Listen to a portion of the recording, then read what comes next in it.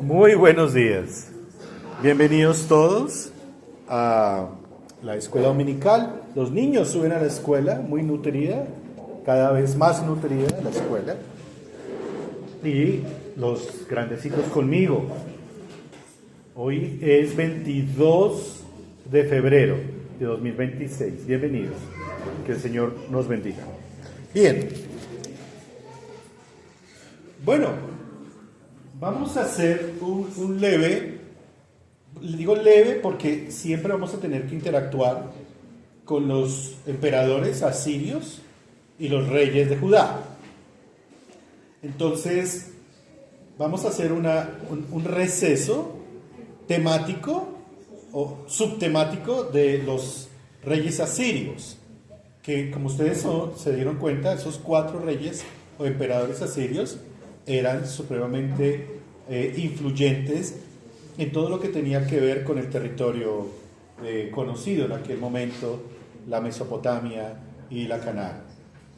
Quedamos con Sennacherib, que ese es muy clave, inclusive con Sargón, Salmanasar también, pero sobre todo Sargón y Sennacherib.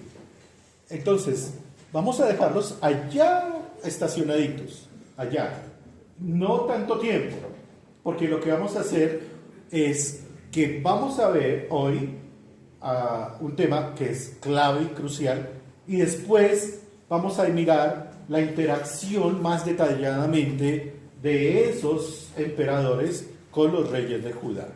Muy bien, todo tiene que ver con el profeta Isaías, que dicho sea de paso, cada vez que estudio más Isaías, me lamento más de no haber empezado este estudio hace 20 años.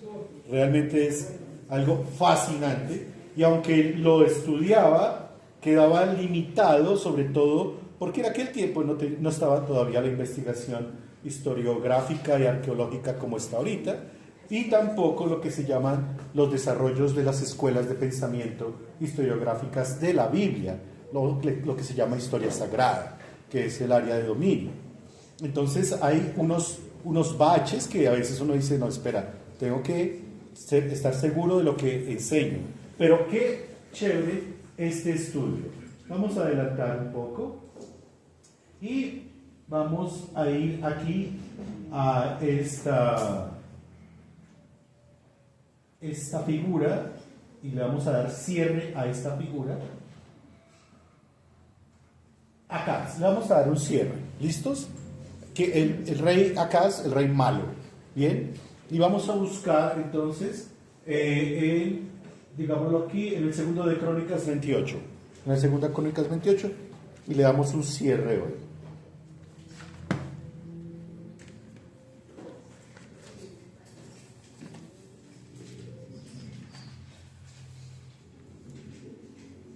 Claro, es todo el capítulo, pero vamos a leer desde el 22 al 27. Segundo de Crónicas 28, del 22 al 27. ¿Alguien, por favor, que lo lea? Léelo. Además, el rey Acaz, en el tiempo que aquel le apuraba, añadió mayor pecado contra Jehová, porque ofreció sacrificios a los dioses de Damasco que le habían derrotado.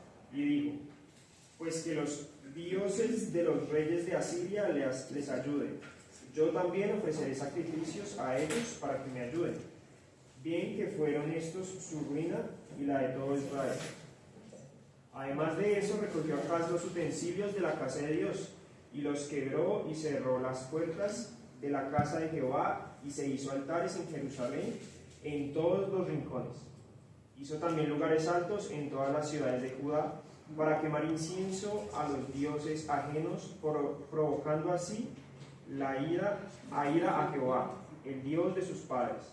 Los demás de sus hechos y todos sus caminos, primeros y postreros, he aquí están escritos en el libro de los reyes de Judá y de Israel. Y durmió Acaz con sus padres, y lo sepultaron en la ciudad de Jerusalén. Pero no lo metieron en los sepulcros de los reyes de Israel, y reinó en su lugar Ezequías, su hijo. Gracias, Alfredo. 2 cosas. Una, digamos que se nota la conducta el carácter y conducta de Acaz, o sea, por no decir el peor rey, de los peores reyes de Judá en tiempos de Judá solo, ¿no? O sea, es un rey que se vendió a la idolatría, se vendió a las prácticas de los reyes, de los dioses sirios, no asirios. La Siria es en el norte de Israel. Y miren que no estamos hablando de un rey de Israel del norte, sino un rey de Judá, es decir, los reyes que eran más fieles a nuestro Señor, a todo lo que tenía que ver con la adoración en el templo y todo lo demás. Pero vemos que Acaz se vendió. También vemos que él hizo cosas muy horribles. Tiene una imagen por ahí que mostramos. Tengo que hablar eso en paréntesis por cuestiones de plataformas, que es ahorita en el intermedio les comento cosas. Entonces, digamos que el tema con Acaz es terrible. Pero hay una frase con la que quiero darle cierre a Acaz. La frase está en el versículo 25. Dice: hizo también lugares altos en todas las ciudades de Judá para quemar incienso a los dioses ajenos, provocando así a ira a Jehová. Y la categoría que pone el texto, o sea, el Espíritu Santo, es el Dios de sus padres. Y miren, esto no es cuestión de una campaña que ahora el pastor Daniel en 2026 se va a proponer. Bueno, aunque sí, pero no es eso. Pero la Biblia, por donde se le mire, es Dios de sus padres, Dios de sus padres, Dios de sus padres, Dios de sus padres. En ningún aspecto la Biblia nos manda a idolatrar la autodeterminación de la voluntad, sino que, claro, hay muchas formas de ver el tema. Hoy en día los padres modernos, no sé si yo ya estoy ahí, creo que no, soy un padre clásico, llegan y dicen: quiero que mi hijo o mi hija quiero ser el amigo de ella, la amiga de ella. Tranquilo, llámame Dani, hijo mío. Ahí perdieron ¿a quién? A un papá, y pierde a una mamá, ¿sí? Que me llamen Dani, no importa, pero papá, mamá. A veces dicen: uy, no, pero es que eso es como ya muy rígido. Pero bueno, esta semana creo que ustedes han visto redes y noticias en lo que vamos. Pero volviendo al texto bíblico, es notorio la intención de reflejar el pacto, y es notorio y muy intencional la palabra de Dios en castigar duramente a aquel que se desvía del Dios de sus padres. Es muy interesante el tema. Yo no lo había notado en tanto tiempo, de cómo el Señor reprueba y reprueba y reprueba. Dice: ¿usted va a creer en un Dios diferente? Ojo, sus padres le enseñaron este camino. Pero como estamos a este lado del mundo, y que bueno, voy a esperar que crezca, y que no lo vaya a dañar su voluntad, y que tenga todos los 5 sentidos, y que después de que peque y sea de todo, ahí sí que tenga la oportunidad de arrepentirse. Eso es lo que se enseña en este lado del mundo, y eso no está en la Biblia. Eso no está en la Biblia. Entonces, dándole cierre acá, viene uno de los temas más espectaculares que pueden existir en la Biblia. ¿Cómo un rey, que es el peor papá que se menciona en gran parte de la Biblia, de los peores, da un hijo de los mejores hijos que se mencionan en la Biblia? Y dice entonces el versículo 27: y durmió Acaz con sus padres, y lo sepultaron en la ciudad de Jerusalén. Hasta ahí todo va bien, ¿cierto? ¿Pero qué? Pero no lo metieron en los sepulcros de los reyes de Israel. Ustedes saben la razón, ¿cierto? Eso lo vimos hace varias clases. No lo metieron en el mausoleo que construyó David para todos los reyes de Judá, porque su comportamiento, que ya ustedes lo conocen, dio para eso. Usted puede que sea de la familia de David, pero no se portó como David. Y dice y reinó en su lugar Ezequías, su hijo de Acaz, y su madre se llamaba Abi. En algunos textos se llama Abigail, pero en el texto bíblico fijo dice Abi. Bueno, vamos a mirar hoy al gran rey Ezequías. Aquí está, el gran rey Ezequías. No tiene un perfilamiento, digámoslo así, como los anteriores. El uno tenía lepra, el otro era como un poco, llamativo, el otro desocupó el templo, y aquí como vemos entonces a Ezequías. Y esa imagen sirve para nuestra manera de hacer memografía. En mis tiempos se llamaba así, ¿no? La ficha memográfica, cómo tú memorizas en gráfica. Entonces, ¿cómo vemos a Ezequías? Bueno, arrepentido, interesante.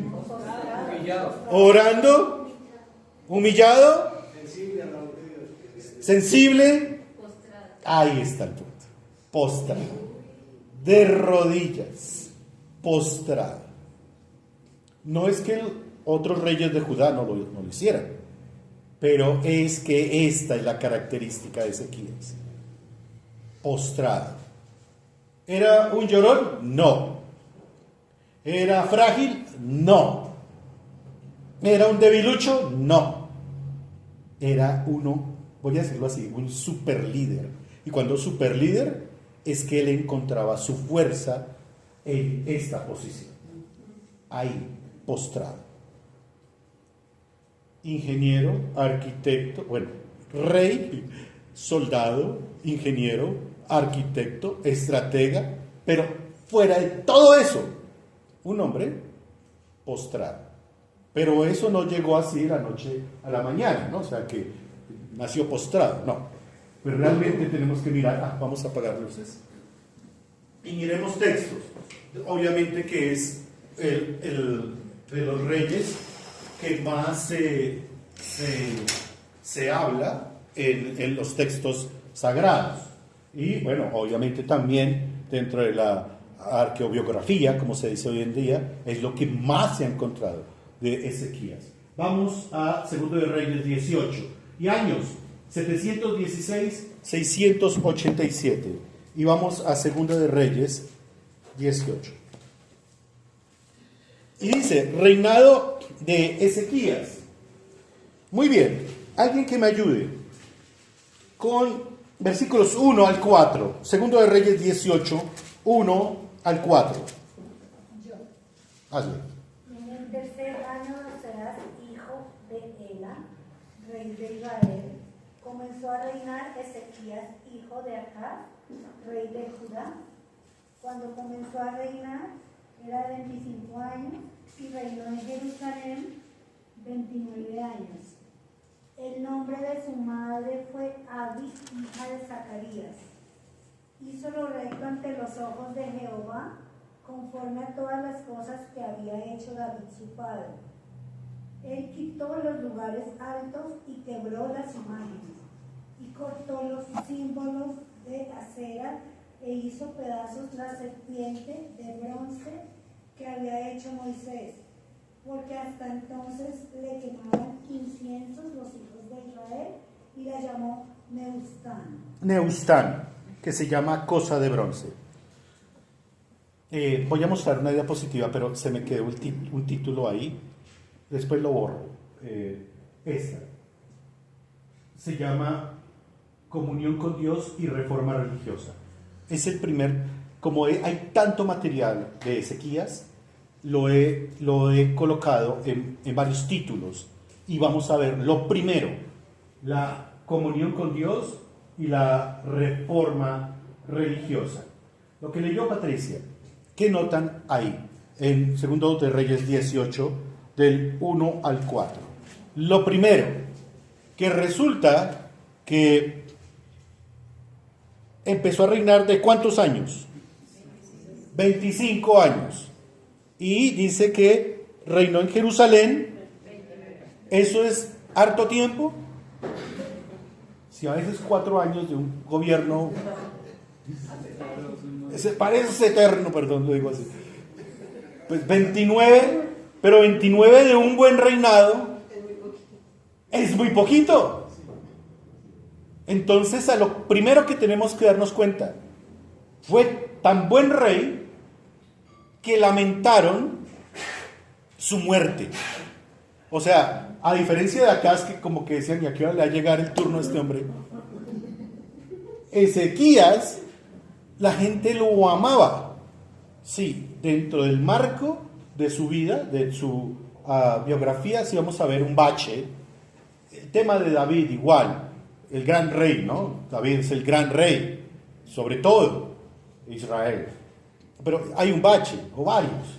Ezequías también, y qué bueno que sea así. Pero aquí viene una de las cosas extraordinarias, que un rey tan malo, un papá tan malo, da luz, por medio, voy a decirlo así, un hijo tan bueno, un rey tan bueno. Obviamente que aquí no se trata de solamente el análisis de comportamiento conductual, sino que lo que estamos viendo es la gracia de Dios dando a luz en medio de una oscuridad tremenda, una oscuridad tremenda. Se requería una persona como la figura de Ezequías. Entonces, dice que el nombre de su mamá era Abi, y aquí hay un punto tremendo. ¿Hija de quién? Zacarías. Zacarías no es el profeta, es el sumo sacerdote en aquel tiempo, o era sacerdote. Así que él tenía una idea de todo lo que tenía que ver con el templo. O sea que Ezequías prácticamente, si bien fue rey, tenía una formación muy cercana a la ley. Así que lo primero que él hace cuando llega a ser rey, dentro de sus reformas, es la restauración del templo. Dice versículo 3, hizo lo recto ante los ojos de Jehová. También clave esas frases. Esas frases están tanto en Reyes como en Crónicas. Pasamos por alto a veces esas frases porque se vuelven rutinarias, ¿sí? Como de glosa rutinaria. Pero hay una clave en la interpretación siempre. Hacer lo bueno o hacer lo malo conforme a lo que está escrito es lo que Dios dice de esa persona, no lo que dice la humanidad o el entorno. ¿Me hago entender? Si dice, Acaz hizo lo malo ante los ojos de Dios, ¿quién está diciendo eso? Dios mismo, porque está en la Biblia. Y si dice, y entonces el versículo 3, hizo lo recto ante los ojos de Jehová, conforme a todas las cosas que había hecho David su padre. Aquí también entra una frase clave en la interpretación. Dios es el que está haciendo el reconocimiento, porque la palabra de Dios es inspirada por él mismo. Póngale algo, un ejemplo. Si Acaz le dice a su mejor amigo, oiga, ¿cierto que yo soy bueno? Pues, creo que el amigo, porque no le quite la cabeza, dice, claro que sí. Usted es bacán. Pero es el criterio de Dios. Eso no se cambia en la Biblia. Ni se cambia en la interpretación, ni se cambia en la iglesia. Es lo que Dios dice, no lo que nos parece a nosotros, que es la idolatría actual, que vernos mucho, y lo otro no es lo que el ser humano piensa de nosotros, lo que Dios dice de nosotros. Y Ezequías hizo lo recto ante los ojos de Dios, pero la Biblia pone un parámetro. Y dice, conforme a todas las cosas que había hecho David, y coloca su padre. La Biblia descalifica a Acaz. ¿Lo ubican? Lo descalifican de una vez. O sea, Dios descalifica a su papá. Es decir, el parámetro, y esto es muy del profeta Isaías, ¿no? El parámetro es David. ¿Por qué? Porque es la figura mesiánica que usa el profeta Isaías para anunciar a Cristo. Y aquí está diciendo, hizo lo recto conforme a David, su padre. Claro, si bien la frase también está acuñada en otros reyes de Judá, aquí cobra mucha fuerza porque la comparación es evidente de que no siguió los pasos de su papá, que era tan fácil seguirlos. ¿Sí? Papá malo, hijo malo. Papá ladrón, hijo ladrón. Papá idólatra, hijo idólatra. Aquí cambia, y lo cambia porque el Señor le pone en el corazón y en la mente a Ezequías: tú debes seguir el modelo de tu padre, no Acaz, David. Eso es bien importante en la vida de Ezequías, porque claro, es innegable, la Biblia tiene a David, es la lumbrera, es el rey, el gran rey, rey Mesías, llamémoslo así. Pero Ezequías es el mejor rey de Judá, siguiendo un modelo que David dejó. Muy bien. Ahora, dentro de la reforma religiosa, dice el versículo 4, quitó los lugares altos. Ustedes ya manejan el tema. ¿Era fácil quitar los lugares altos? ¿Por qué? Era religión, era negocio, era tradición. Vayan, quiten la Virgen de Chiquinquirá.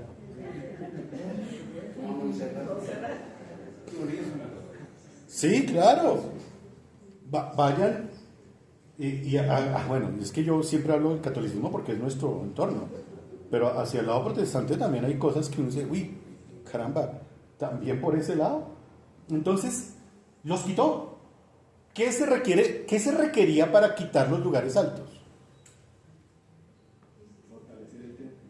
Sí, pero ¿qué se necesita? Una persona, ahí sí es cierto, siempre los domingos, los últimos domingos lo han notado, creo que sí. Todas esas pancartas que antes promocionaban colchones, ahora ¿qué promocionan? Los candidatos, ¿no? No, que el cambio está chimbo, que ese no, que yo sí soy, que sí, que ahora sí, que yo soy el león, que yo soy el tigre. ¿No han visto? Parecen terias esos políticos. Entonces, el tema es, ¿qué se requiere para quitar lugares altos? Decisión. ¿Y de dónde sale la decisión? De la convicción que él tiene de creer en el Señor. Entonces, Jaime es Ezequías. Perdón, te pongo ejemplo, aquí estás vigoroso. Entonces dice Jaime, voy a quitar los lugares altos. Entonces, todos dicen, pero ya cuando ya no estás en el conglomerado, se acercan los amigos y empiezan a decirle a Jaime, oiga, Jaime, piénselo bien, usted está como muy emocionado, ¿no? Mire que es que mi familia por ahí recibe algo, ¿sí? ¿Qué empieza a haber? Juego de intereses, conflicto de intereses. La Biblia tenemos que verla en ese punto. O sea, quitar una práctica casi de, 3 siglos. No solamente se requería carácter, se requería una comunión con Dios impresionante y un conocimiento de que eso ofendía a Dios. Fíjense que Jotán, el anterior rey, el que tenía perfil de Facebook, él llega y arregla el templo, pone una nueva puerta, hace unos muros que inclusive son espectaculares. Tenemos que hablar de los muros de Ezequías también, unas murallas. Y cuando él dice, yo quiero quitar esos lugares altos, dice, no, eso que lo haga otro, yo hasta ahí llego. Y ese es un tema del liderazgo. Ezequías es un líder, pero es un líder así, en esta postura. Claro, esto puede ser una pintura, puede ser una ilustración. audiovisual. Pero es que en verdad la Biblia sí nos muestra a Ezequías así. Y cada decisión era así. Y le pasó lo mismo que a Josué, hijo de Nun. El día que no estuvo así, tomó una mala decisión. Y le valió. Pero su reinado, él estaba así. Otra cosa, cuando dice que quita los lugares altos, quebró las imágenes y cortó los símbolos de Aserá e hizo pedazos la serpiente de bronce. Pero empecemos por imágenes y Aserá. O sea, quitar la iconoclastia idolátrica, ¿sí? Quitar eso. Eso requería también, ojo, ¿lo hizo Ezequías solo? Él llegó y dijo, me levanto a las 5 y voy a empezar a quitar todas esas imágenes. No. ¿Quién lo hizo en su parte operativa? ¿Quiénes lo hicieron?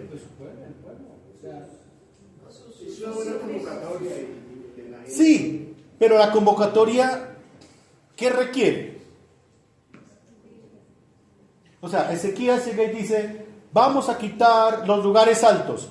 Y están los que reciben por ahí algo, los que inclusive así no reciban dinero, pero están apegados a ese ídolo o a esas prácticas, a los árboles frondosos, a los collados, están apegados a eso.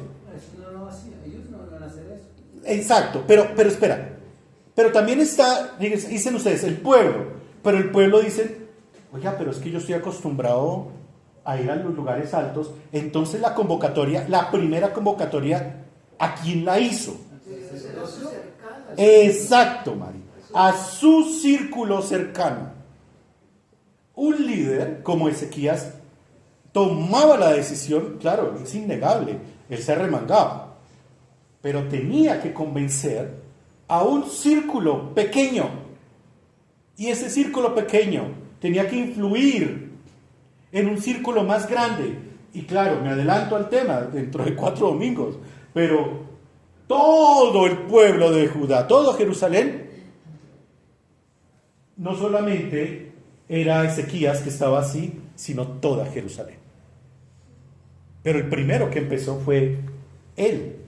Entonces la convicción que él tenía, que venía del Espíritu Santo, que venía del Espíritu de Dios, la influye en su círculo, en su entorno cercano. Y él dice, hay que quitar esto de Aserá, hay que quitar estos ídolos, hay que, esos lugares altos, hay que prohibir eso. Pues él solo no lo iba a hacer. Él tenía que convencer a un círculo. Y ese círculo pequeño tenía que ser o igual o parecido en la piedad a Ezequías. Entonces noten que era un tema de influir. El Señor influye a Ezequías y Ezequías influye a los demás. Y así se va transformando la mente de un pueblo. Así se va transformando. Es que quitar una práctica es muy complicado. Imagínense si un candidato llega y dice, voy a quitar el 4 por 1000. Los de mi época, ¿saben cómo surgió ese impuesto, cierto? En aquel entonces, el presidente de aquel entonces llegó y dijo, eso es algo temporal, ¿recuerdan? Mesecitos, eso no pasa este año, por ahí 6 meses. No sé cuántas décadas llevamos, 30 años, no sé cuántos llevamos, del siglo pasado. Y si sube un candidato y dice, quito el 4 por 1000, ¿nosotros qué decimos? Sí. Claro, podemos decir sí, pero sabemos que no, a menos que tenga una estrategia. El liderazgo de Ezequías tenía una estrategia primera, era esta: no quiero separar el ejercicio espiritual, la disciplina espiritual, de su parte práctica, que es lo que hoy en día lamentablemente el cristianismo universal hace. Soy cristiano el domingo, los demás días soy un diablo, o le doy rienda suelta al mundo, pero el domingo sí me baño en las 7 hierbas y llego a la iglesia. Dicho de mi mamá me salió ahí. Y no es así. Realmente estamos frente a un personaje que nos enseña a reflejar una vida de comunión siempre, en cada decisión, en cada paso. Vamos a ver otro elemento. Este elemento es más complicado aún.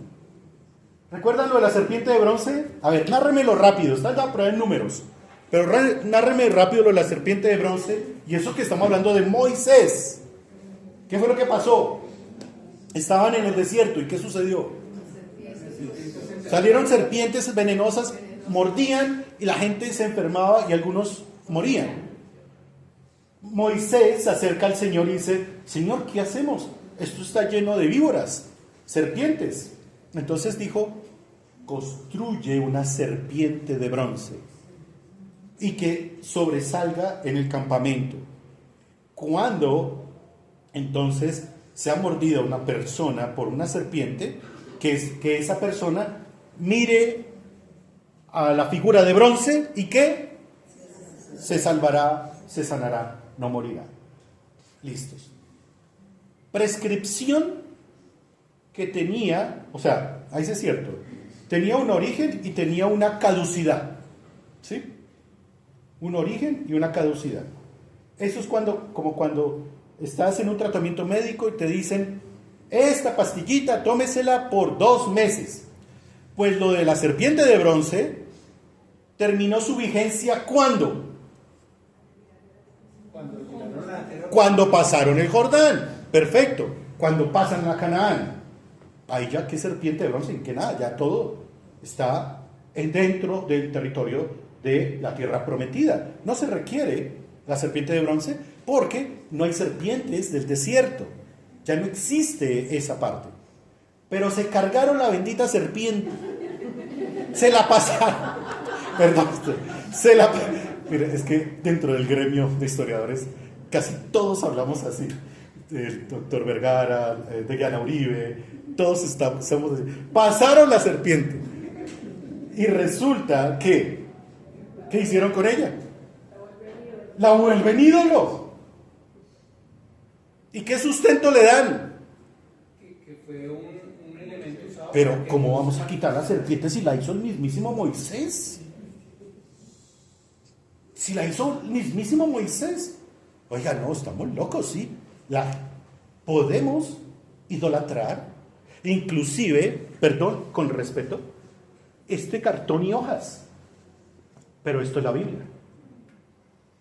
Podemos idolatrar el elemento, aunque contenga la palabra de Dios. O yo puedo hacer esto y decir: uy, no toquen el atril de madera de acacia. No, pero si es acacia de la Sierra Nevada. Hechos por los indios Kogi, ¿sí? Y lo que viajó este atril, realmente. No lo toquen, porque no, ahí era donde se ponía la palabra. Y podemos fácilmente abdicar y decir: sí, eso lo hizo Moisés. Y eso fue lo que pasó. Qué complicado cuando el diablo es bonito. De por sí es bonito. Y no se muestra en su forma odiosa de ser. En que él quiere dividir. Y con esos argumentos es que él divide el pueblo de Dios. Ahora, pónganle esto. Ezequías piensa, evalúa y dice: esto lo hizo Moisés con este propósito, pero eso ya no tiene vigencia. Toca quitar, y aquí le pone el nombre, Neustán. No sé, ahí tiene una tilde, pero pues en el hebreo no hay tildes. Y ahí dice: imagínense quitar la serpiente de bronce. Pues eso no es algo, digámoslo de alguna manera, fácil. Pero se requiere interpretación, se requiere conocimiento, se requiere mucho carácter y se requiere hacer estudios bíblicos para eso.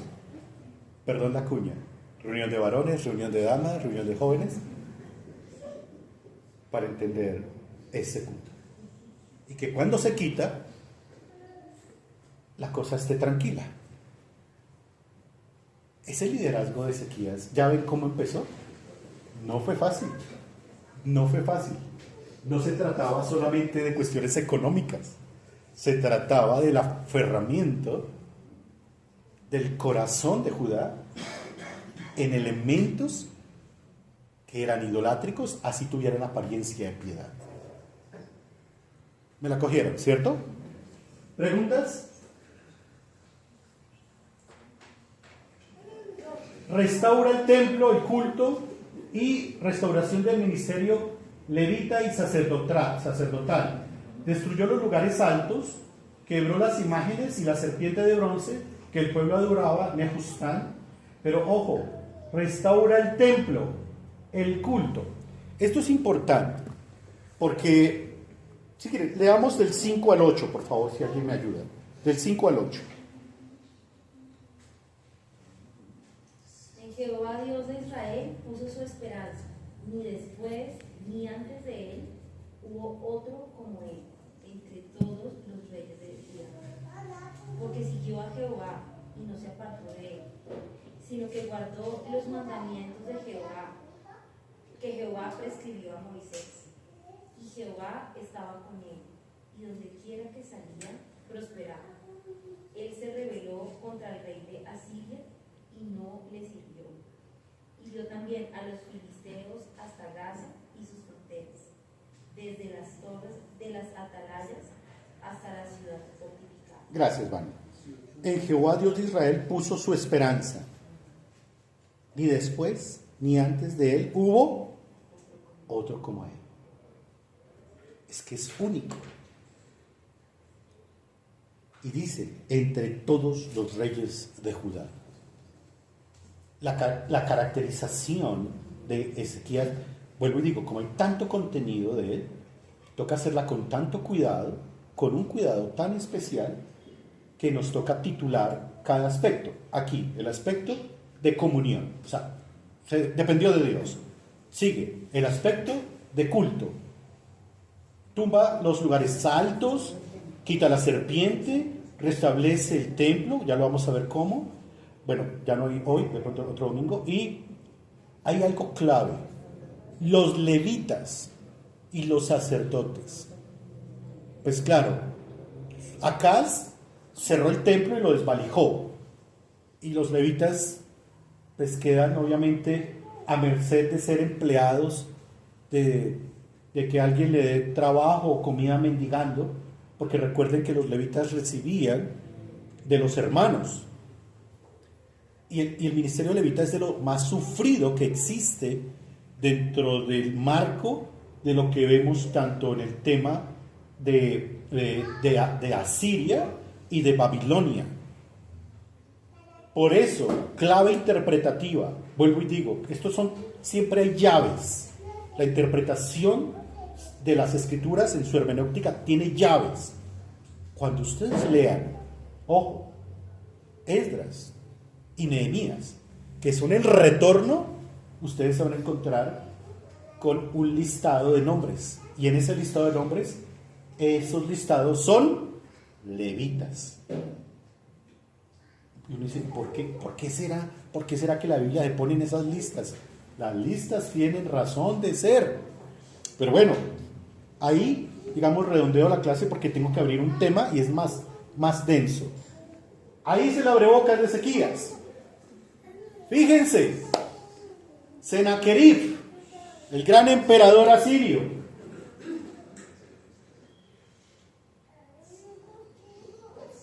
Este Senaquerib siempre tuvo y murió con eso, con un resentimiento tremendo. Y dijo, yo tengo que acabar ¿con quién? Con el rey Ezequías. Y nunca pudo. Que sí hubo invasión, que sí hubo cosas, que sí hubo, digámoslo en cierta manera, una situación complicada en las murallas, sí. Pero noten algo, nunca el rey asirio Sennacherib pudo con el rey Ezequías.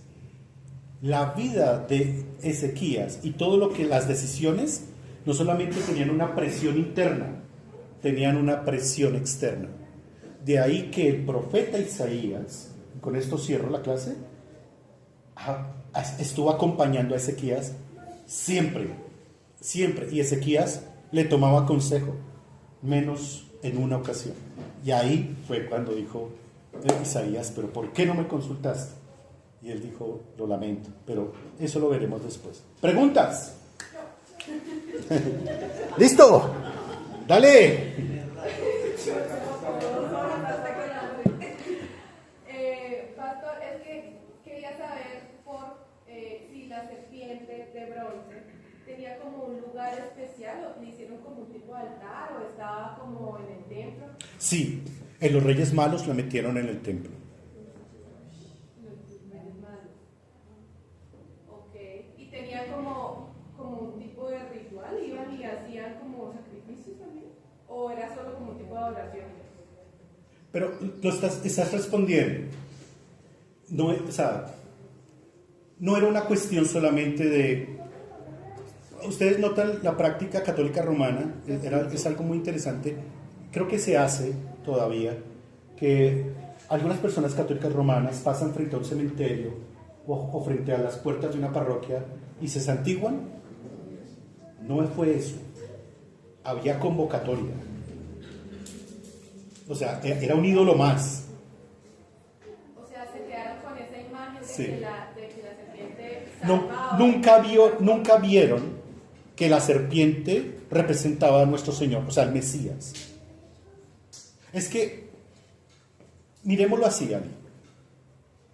Para interpretar, o sea, el Antiguo Testamento tiene varias luces interpretativas. Una es Moisés, ¿sí? Todo lo que tiene que ver con Moisés es una luz interpretativa. Antes de él está Abraham, pero Moisés. La otra luz interpretativa está en Samuel. Y la otra luz interpretativa, que es muy grande, muy reflectiva, es David. Obviamente que para los tiempos de Ezequías, David ya había muerto, pero dejó todo el legado.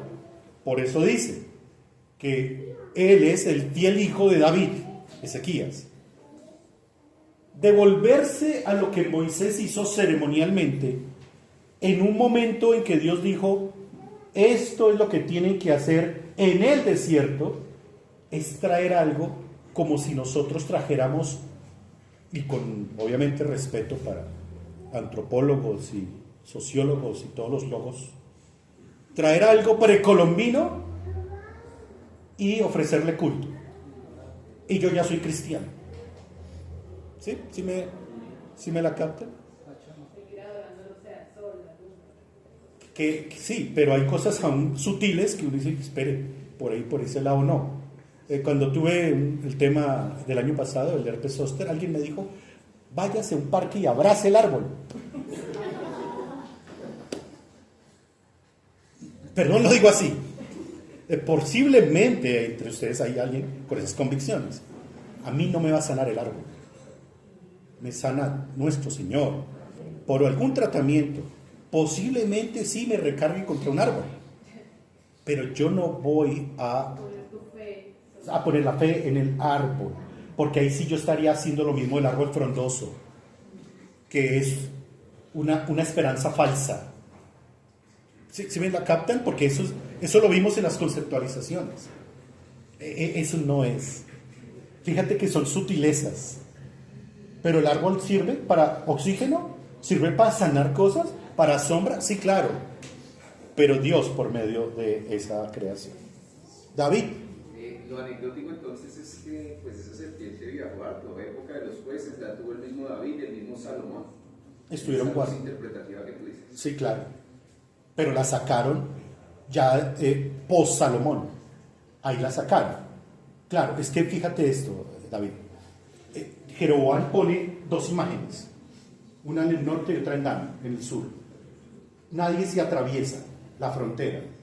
Judá se queda con el templo, con la adoración del templo, pero dentro de todos sus utensilios apareció la culebra, la serpiente de bronce. pues esto también nos va a ayudar. Y ahí se empieza entonces a corromper el culto. Con David no, tampoco debo reconocer que con Salomón no en su momento, pero sí después.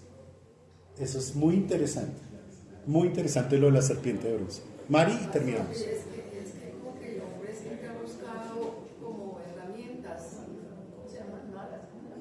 Utensilios, ¿no? Para asirse, como símbolos. Por ejemplo, el catolicismo tiene el rosario, entonces eso es como que hay que coger el rosario, rezar los rosarios y la cruz, y no sé si es como hizo el ídolo, el becerro de oro. Como que el hombre siempre ha intentado buscar como asirse de cosas.